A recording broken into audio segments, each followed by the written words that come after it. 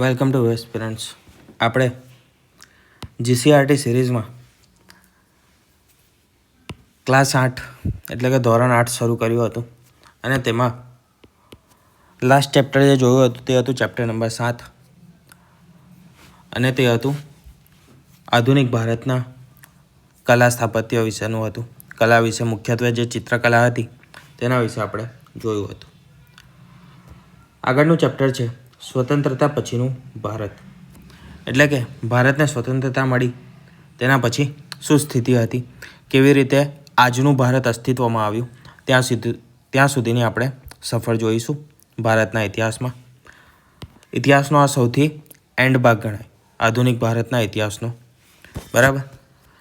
આઝાદીના સમયના મુખ્ય પડકારો પહેલાં જોઈએ કે જ્યારે ભારત આઝાદ થયું તે વખતે કયા કયા પડકારો હતા એ સમયની તત્કાલિક સરકાર સામે અને ભારતના લોકો સામે.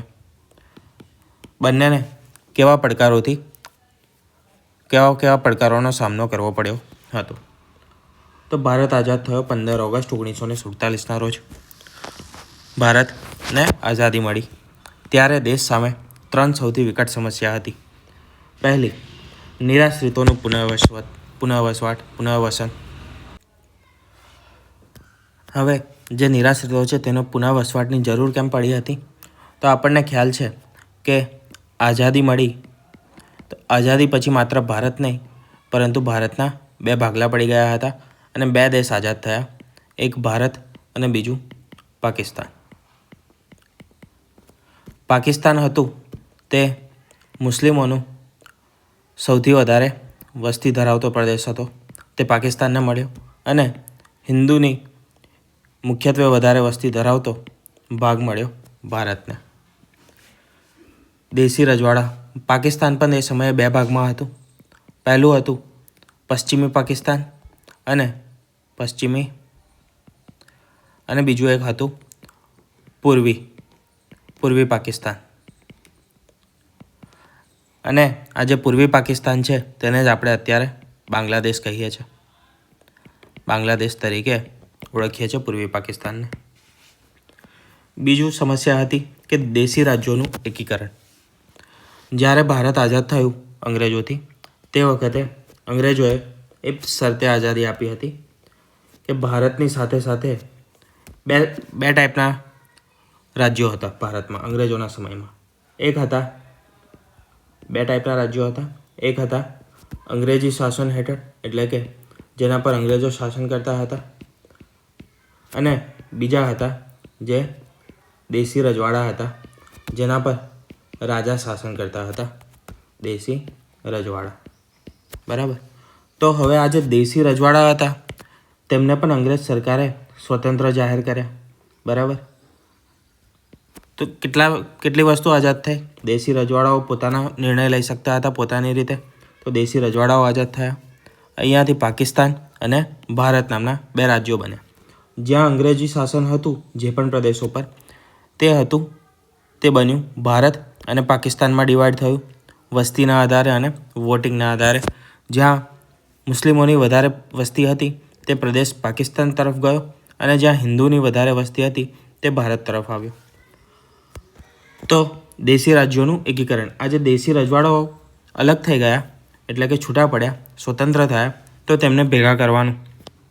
કારણ કે જે ભારત દેશનો નકશો હતો, બરાબર, આપણે આ રીતે એક રફ મેપ જોઈએ ભારત દેશનો. બરાબર. એક ચોરસ જ દોરી દઈએ.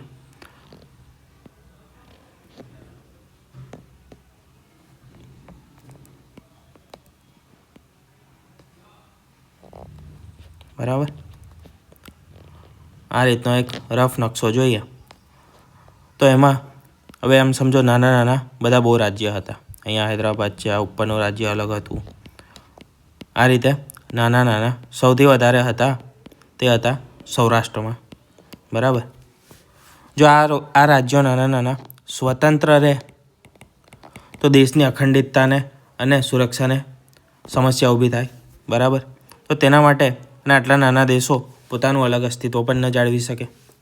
તો દેશની શાંતિ અને અખંડિતતા માટે આ તમામ રાજ્યો રજવાડાઓને ભેગા કરવા જરૂરી હતા. તે રાજ્યોનું એકીકરણ કરવું જરૂરી હતું. કુલ હતા 562 જેટલા દેશી રાજ્યો હતા. તેમને ભારત સંઘમાં જોડવા અને એક અખંડ રાષ્ટ્ર બનાવવાનો સૌથી મોટો પડકાર હતો. બીજો એક પડકાર હતો તે હતી રાજકીય વ્યવસ્થાનો. દેશમાં આપણે જેમ અત્યારે વિવિધ ભાષાઓ છે, બરાબર, વિવિધ પહેરવેશ છે, અલગ અલગ લોકોના, અલગ અલગ ધર્મના લોકો વસે છે.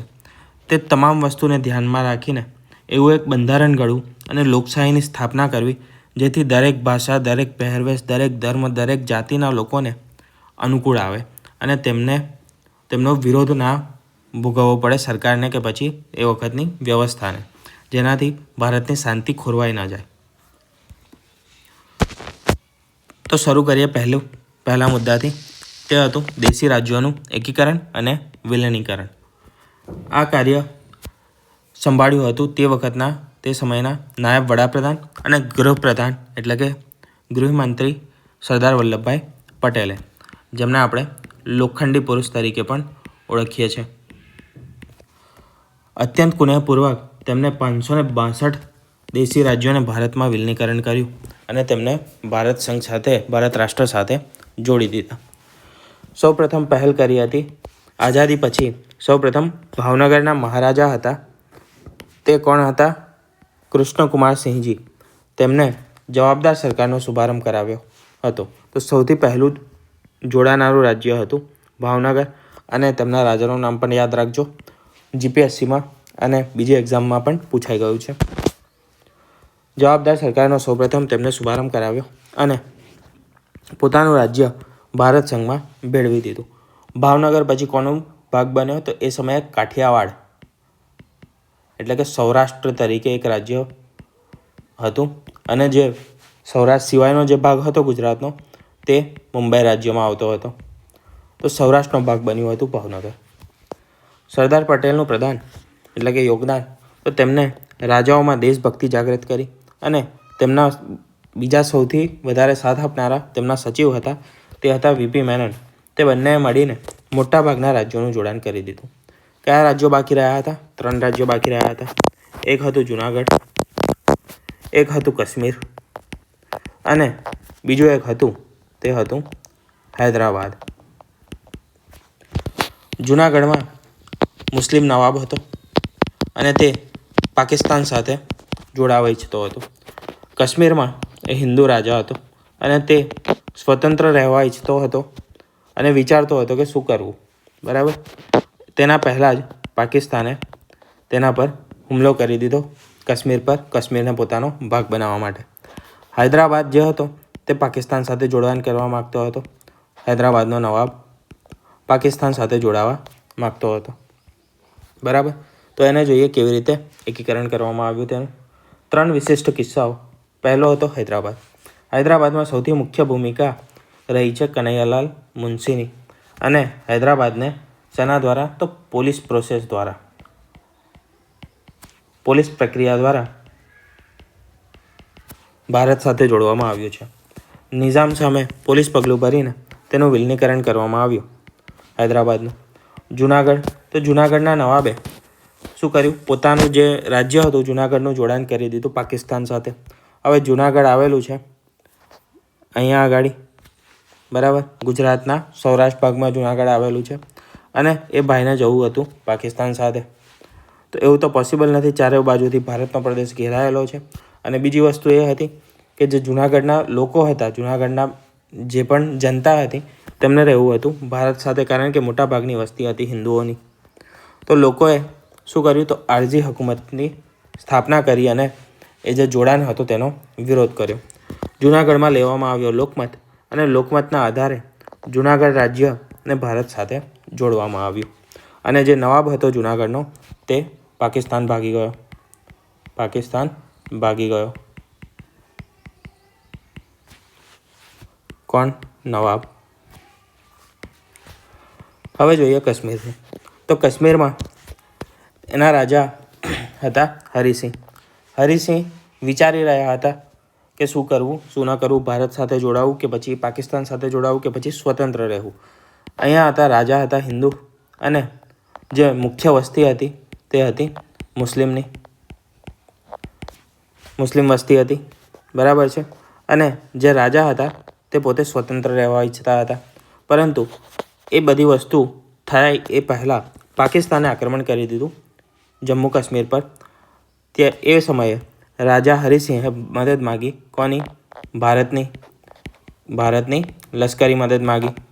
લશ્કરી મદદ વખતે તેમને કહેવામાં આવ્યું કે તમે ભારતનો ભાગ નથી તો ભારત સાથે જોડાણ ખત પર સાઇન કરો. પછી ભારતીય લશ્કર તમારી મદદ કરશે. તો હરિસિંહે જોડાણ ખત પર સહી કરી અને ભારતીય લશ્કરે તેમની મદદ કરી. પરંતુ ભારતીય લશ્કર મદદ કરે તે પહેલાં કાશ્મીરનો જે ત્રીજા ભાગ હતો, કયો ભાગ? ત્રીજો જે ભાગ હતો, ત્રીજા ભાગનો ભાગ આ રીતે 4 ભાગમાં વહેંચ્યા કાશ્મીરને. તો જે એક ભાગ હતો તે પાકિસ્તાનના કબજામાં જતો રહ્યો હતો અને તે આજે પણ હજુ પાકિસ્તાનના કબજામાં જ છે. પાકિસ્તાનના પ્રદેશોમાં ત્યાં આગળ તેમને રાખેલો છે અને તેને આપણે શેના તરીકે ઓળખીએ છીએ? POK તરીકે ઓળખીએ છીએ. પાકિસ્તાન ઓક્યુપાઈડ કાશ્મીર તરીકે ઓળખીએ છીએ, POK તરીકે. આ કબજો કર્યા બાદ ભારત ગયું હતું યુએનની જે સલામતી કાઉન્સિલ હતી ત્યાં આગળ ગયું અને ત્યાં આગળ તેમને શું કર્યું? અપીલ કરી હતી કે આ રીતે ઇલીગલ કબજો કરેલો છે પાકિસ્તાને અને આ વસ્તુ અત્યારે પણ એક ક્વેશ્ચન માર્ક જ છે અને જે ભાગ છે તે પાકિસ્તાનના કબજામાં રહેલો છે અત્યારે. હવે જોઈએ આગળની વસ્તુ. આઝાદી પછી ભારતમાં ભાષાના આધારે આપણને ખ્યાલ છે કે ધર્મ, ભાષા બધી અલગ અલગ વિવિધતા છે. તો ભાષાના આધારે રાજ્યોની વહેંચણી કરવાની માંગ પ્રબળ થઈ. એ સમયે કેવી રીતે રાજ્યનું એ થયેલું હતું? એક મિનિટ, આ પાછળ રહી ગયું છે, પહેલાં આવશે. તો આઝાદ થયા ત્યારે વહીવટ, બરાબર, બધા રાજ્યો અંદર આવી ગયા ત્યાં સુધી આપણે જોયું. વહીવટી સરળતા માટે જે રાજ્યો હતા તે શરૂઆતમાં એક ટેમ્પરરી વ્યવસ્થા રાખવામાં આવી હતી કે તેમને 4 વર્ગોમાં વહેંચી દેવામાં આવ્યા હતા. કયા કયા? અ, બ, ક, ડ, એટલે કે A, B, C અને D, જે ગણો તે, બરાબર. આ રીતે 4 વિભાગોમાં વહેંચવામાં આવ્યા હતા રાજ્યોને અને પાછળથી સત્તાવાર રાજ્યોની માંગણી ઊભી થઈ તેના કારણે પુનર્ગઠન કરવામાં આવ્યું, એટલે કે પુનઃરચના કરવામાં આવી. બીજી કઈ વસ્તુઓ બાકી હતી? તો ફ્રેન્ચ વસાહતો. એક તો પોંડિચેરી, કરાઈકલ, માહે અને યનામ જે હતું તે ફ્રેન્ચ પાસે હતું. તે ફ્રેન્ચોએ ભારતને સોંપ્યું અને તેનો પણ ભારતમાં સમાવેશ થયો. પોર્ટુગીઝ વસાહતો. તો ગોવા મુક્તિ આંદોલન કરવામાં આવ્યું. પોર્ટુગીઝો તૈયાર ન હતા ભારત સરકારને આપવા માટે તેમના પ્રદેશો. તો ભારત સરકારે ઓપરેશન વિજય શરૂ કર્યું અને 18 ડિસેમ્બર 1961ના રોજ ગોવા, દીવ અને દમણ તેમને મુક્ત કરી અને ભારત સંઘ સાથે જોડી દીધું. હવે જોઈએ જે રાજ્યોની માંગ ઊભી થઈ હતી તે. તો પ્રથમ ભાષાકીય રાજ્ય બન્યું તે હતું તેલુગુ ભાષી લોકોના ઉગ્ર આંદોલન બાદ સૌપ્રથમ આંધ્રપ્રદેશ રાજ્ય બન્યું. ક્યારે? 1953માં ભારતનું પ્રથમ રાજ્ય બન્યું. આ રાજ્ય બન્યા પછી જ્યારે આંધ્રપ્રદેશ એક રાજ્ય બની ગયું ત્યાં પછી બીજે પણ માંગ ચાલુ જ હતી, પરંતુ જ્યારે આંધ્રપ્રદેશને જાહેર કરવામાં આવ્યું એક સત્તાવાર તેલુગુ ભાષી રાજ્ય તરીકે, ત્યાર પછી બીજા રાજ્યોમાં અલગ અલગ જગ્યાએથી માંગ જે હતી વધારે તીવ્ર થઈ ગઈ અને તે તીવ્ર માંગને સંતોષવા માટે એક પંચ બનાવવામાં આવ્યું, રાજ્ય પુનર્રચના પંચ. આ એકચ્યુઅલી 2 હતા.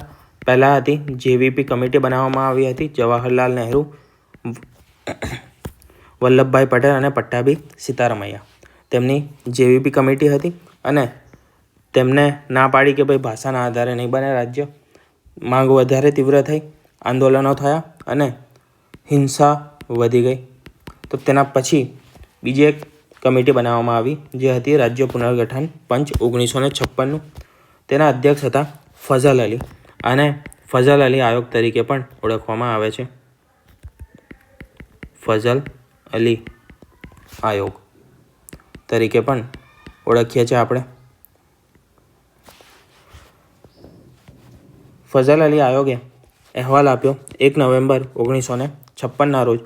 ભારતમાં 14 રાજ્યો. આ અહેવાલના આધારે ભારતમાં 14 રાજ્યો બન્યા અને 6 કેન્દ્ર શાસિત પ્રદેશો અસ્તિત્વમાં આવ્યા.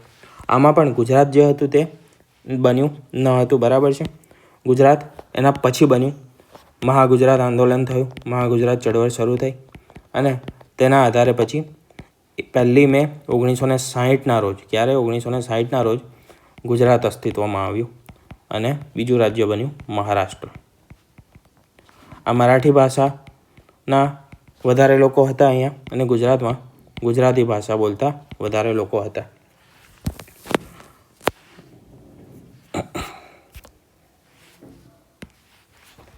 મહાગુજરાત આંદોલન.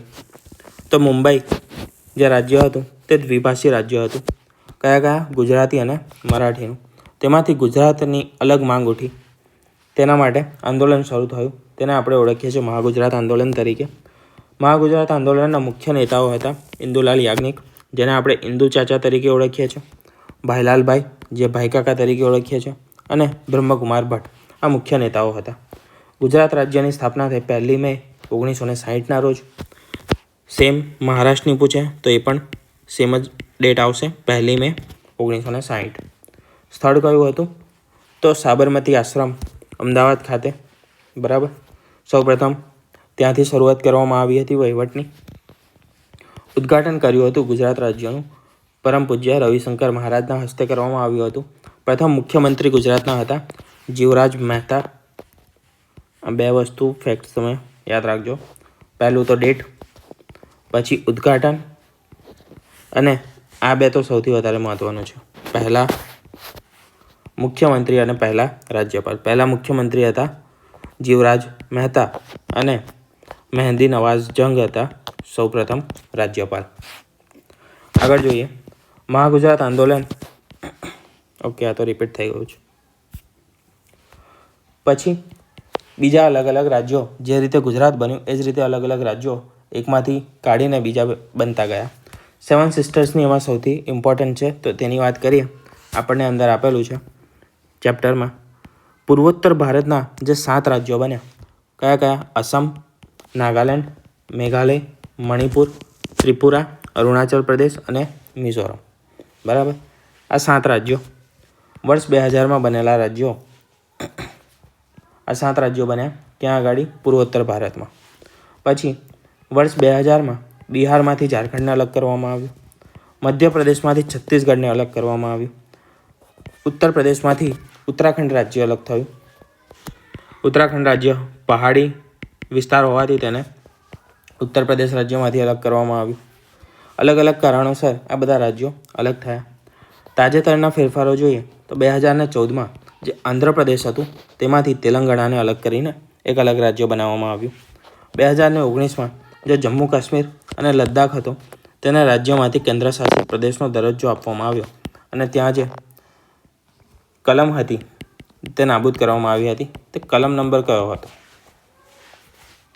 વર્તમાન જે સ્થિતિ છે તેમાં 28 રાજ્યો અને 8 કેન્દ્રશાસિત પ્રદેશો છે.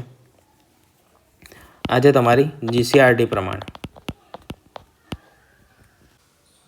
હવે જોઈએ પંચવર્ષીય યોજનાઓ અને આર્થિક વિકાસ. એટલે કે આઝાદી પછી જે પંચવર્ષીય યોજનાઓ અમલમાં આવી તેનાથી શું આર્થિક વિકાસ થયો, વિજ્ઞાન અને ટેકનોલોજી ક્ષેત્રેના વિકાસો, એ તમામ વસ્તુ હવે જોઈશું. આયોજન પંચ એટલે કે જેને આપણે પ્લાનિંગ કમિશન તરીકે ઓળખતા હતા, તે 1950માં તેની સ્થાપના થઈ હતી, જે આજે નીતિ આયોગમાં રૂપાંતરિત થઈ ચૂક્યું છે. એટલે આયોજન પંચની જગ્યાએ અત્યારે નીતિ આયોગ તરીકે આયોજન પંચને આપણે ઓળખીએ છીએ. તેના અધ્યક્ષ હોય છે વડાપ્રધાન. વિકાસના માઇલસ્ટોન જોઈએ આયોજન પંચના, તો તેમાં મુખ્ય છે હરિયાળી ક્રાંતિ. કૃષિ ક્ષેત્રે અનાજમાં સ્વાવલંબન એટલે કે મેક ઇન ઇન્ડિયા જે આજે ચાલી રહ્યું છે, જે શેમાં ચાલી રહ્યું છે? ઇન્ડસ્ટ્રીયલાઇઝેશનમાં, બરાબર. તો આ મેક ઇન ઇન્ડિયા હતું, અનાજ ઉત્પાદનમાં સ્વાવલંબન મેળવવાનું. એટલે કે પોતાની જેટલી જરૂરિયાત હતી દેશની, ભારતની, તે જાતે જ ઊભી કરવી દેશમાં, તે વસ્તુ હતી. શ્વેત ક્રાંતિ એટલે કે દૂધના ઉત્પાદનમાં અગ્રેસર બનાવવું ભારતને. ભારે ઉદ્યોગો જેમ કે લોખંડ, પોલાદ, સિમેન્ટ, પેટ્રોકેમિકલ્સ વગેરે ઉદ્યોગોનો વિકાસ થયો આ સમયમાં. આઝાદી પછી 1950 પછી આ તમામ ઉદ્યોગોમાં વિકાસ કરવામાં આવ્યો, જેનાથી રોજગારમાં વધારો થાય, બીજું ઉત્પાદનમાં વધારો થાય, તેનાથી આર્થિક વિકાસ થાય અને આર્થિક વિકાસથી ઇકોનોમીને બૂસ્ટ મળે. બરાબર, આ તમામ વસ્તુઓ જરૂરી હતી. જરૂરિયાતની ચીજવસ્તુઓ જે પણ છે એ તમામ વસ્તુઓ આપણે ભારતમાં ઉત્પાદિત કરી શકીએ. આરોગ્ય ક્ષેત્રે શીતળા જેવો રોગ જે હતો તે આપણે નાબૂદ કર્યો. સરેરાશ જે આયુષ્ય હતું એટલે કે એવરેજ જે લોકો જીવતા હતા, બરાબર, તેમાં વધારો થયો. સાક્ષરતા દરમાં વધારો થયો. તો આ તમામ વસ્તુઓ હતી તે આ જે પંચવર્ષીય યોજનાઓ અને જે આર્થિક વિકાસમાં બની 1950 પછી એટલે કે 1947ની આઝાદી પછી તે હતી. હવે વાત કરીશું વિજ્ઞાન ટેકનોલોજી અંગેની સિદ્ધિઓ જે આપણે આઝાદી પછી હાંસલ કરી તે. ભારતે આઝાદીના દાયકાઓમાં વૈશ્વિક સ્તરની નામનાઓ મેળવી છે. કઈ? તો અવકાશ સંશોધન ક્ષેત્રે GSLV લોન્ચ, મંગલયાન અભિયાન, ચંદ્રયાન વગેરે જેવી સિદ્ધિઓ અવકાશ સંશોધન ખાતે મુખ્ય છે. પરમાણુ શક્તિમાં શાંતિમય હેતુ માટે પરમાણુ ટેકનોલોજીનો ઉપયોગ. ભારત એક પરમાણુ સક્ષમ રાજ્ય છે, દેશ છે. વિશ્વ યોગ દિવસ 21 જૂનને સંયુક્ત રાષ્ટ્રોએ વિશ્વ યોગ દિવસ તરીકે જાહેર કર્યો છે, જે એક ભારતીય સંસ્કૃતિનો વિજય છે. ભારતીય સંસ્કૃતિના અને ભારતીય સરકારના એના કહેવા પર જ વિશ્વ યોગ દિવસની શરૂઆત કરવામાં આવી છે. બરાબર, ક્યારે થઈ છે? આ 2015થી થઈ છે મારા ખ્યાલથી. ટુ બી એક્ઝેક્ટ તો યાદ નથી, બટ 99% 15થી થઈ છે. વિશ્વ યોગ દિવસ 21 જૂન. લોકશાહીમાં ભારત આજે સફળતાપૂર્વક લોકશાહીના મૂલ્યો જાળવી નાખનાર વિશ્વનો સૌથી મોટો દેશ બની ગયો છે. બરાબર, આમાંથી બહુ તમને ક્વેશ્ચન પૂછવાની શક્યતા નહીં રહે. બરાબર, પણ હા, આ ટૉપિક પર તમને કરંટ અફેર્સ રિલેટેડ ક્વેશ્ચન કોઈ બની શકે છે. જો એ સમય અત્યારે કોઈ આમાંથી સમાચારમાં કોઈ ન્યૂઝ આવતી હોય, બરાબર, કોઈ ટૉપિક વધારે ફરીથી જાગે, ઊભો થાય, ન્યૂઝમાં આવે, તો એમાંથી ક્વેશ્ચન બની શકે છે. બીજી મુખ્ય વસ્તુઓ જોઈએ. જે હિન્દુ સ્વતંત્રતા ધારો હતો તે આવ્યો જુલાઈ 1947ના રોજ. આ મહત્ત્વનું છે. ભાવનગર વિલીનીકરણ કોણ હતું? આ સૌથી પહેલું વિલીનીકરણ થનાર રાજ્ય હતું. અને કયા રાજા હતા એ સમયે? તો મહારાજા કૃષ્ણકુમારસિંહજી હતા. ઓપરેશન વિજય ગોવા માટે ઓપરેશન વિજય આવ્યું હતું અને તે કર્યું હતું જનરલ ચૌધરીએ 1961માં. વિશ્વ યોગ દિવસ 21 જૂન. નીતિ આયોગના અધ્યક્ષ કોણ હોય છે? વડાપ્રધાન હોય છે. બરાબર, આ તો કંઈ ખાસ નથી, આ તો હજી આગળ પણ રિપીટ થઈ જશે. બરાબર, કોઈ જગ્યાએ. હવે જોઈએ આપણે MCQ. બ્રિટિશ પાર્લામેન્ટે હિન્દુ સ્વતંત્રતા ધારો ક્યારે પસાર કર્યો? તો તે કર્યો હતો જુલાઈ 1947ના રોજ. આઝાદી સમયે પાકિસ્તાનથી આશરે કેટલા શરણાર્થીઓ ભારત આવ્યા હતા? તો આશરે 80 લાખ જેટલા શરણાર્થીઓ ભારત આવ્યા હતા. વિલીનીકરણ, દેશી રાજ્યોના જે વિલીનીકરણ હતું ત્યાં જવાબદાર સરકારની જાહેરાત કોણે કરી હતી? કૃષ્ણકુમારસિંહજીએ. ક્યાંના રાજા હતા? ભાવનગરના રાજા હતા. જૂનાગઢના નાગરિકોએ મુંબઈમાં કઈ સંસ્થાની સ્થાપના કરી હતી? તે કરી હતી આરઝી હુકુમતની સ્થાપના. હૈદરાબાદના ભારતીય સંઘમાં જોડાણમાં મુખ્ય ભૂમિકા કોની હતી? તે હતી કનૈયાલાલ મુનશીની. ગોવાને પોર્ટુગીઝોથી મુક્ત કરાવવા માટે ભારત સરકારે કયું લશ્કરી અભિયાન લોન્ચ કર્યું? ભારત સરકારે લશ્કરી અભિયાન જે લોન્ચ કર્યું તે હતું ઓપરેશન વિજય. આયોજન પંચ એટલે કે પ્લાનિંગ કમિશનના અધ્યક્ષ હોદ્દાની રૂએ કોણ હોય છે? આપણે હમણાં જ છેલ્લા જોયું હતું, તે હોય છે વડાપ્રધાન. અત્યારે આયોજન પંચના જગ્યાએ કોણ કામ કરે છે? તો નીતિ આયોગ કામ કરે છે. દૂધના ઉત્પાદનમાં ભારતને સ્વાવલંબી બનાવવા માટે કઈ ક્રાંતિ કરવામાં આવી હતી? તે હતી હરિયાળી ક્રાંતિ. તે હતી શ્વેત ક્રાંતિ. ભારતે અવકાશમાં ઉપગ્રહો છોડવા માટે કયું વિશિષ્ટ વાહન તૈયાર કર્યું છે? તે છે GSLV. સંયુક્ત રાષ્ટ્રોને કયા દિવસે વિશ્વ યોગ દિવસ તરીકે જાહેર કરવામાં આવ્યો છે? તો એ છે 21 જૂન.